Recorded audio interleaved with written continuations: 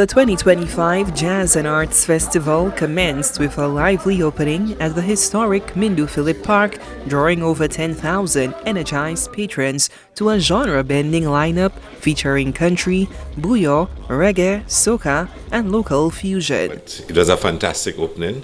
I think, in events of that size, there will always be little disappointments, little operational logistical challenges. While many may still be enjoying the energy of the opening act, organizers and Culture Minister Dr. Ernest Hilaire remain focused on elevating the festival experience. The biggest challenge is how do we move people out to get to their vehicles, to get to their homes, and the park and ride worked really well. We've really been able to design a traffic management plan that works for Marcia, and with the support from the police and other services, some people walk from the park to the city center where the vehicles are parked, and of course we have security in the different parking spaces, so they feel comfortable leaving their vehicles there.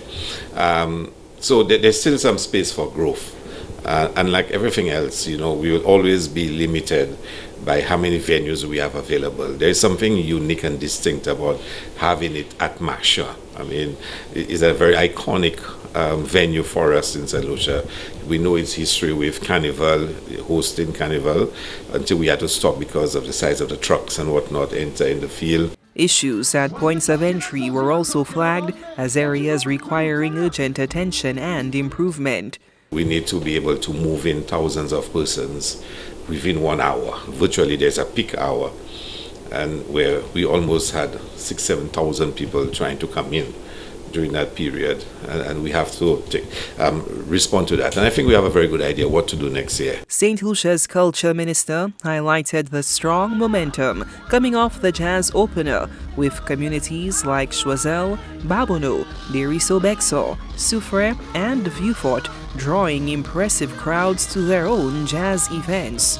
In each instance, bigger than last year. Bexo started last year. We had Miku Jazz, of course, the very first event, and that one was quite special. The venue, the layout, everything about it was special. Vieux-Fort was probably the one I enjoyed the most. I really liked Vieux-Fort. It was all local, and they really tried their best to give it a more jazzy feel than the other events, and you really have to applaud that effort.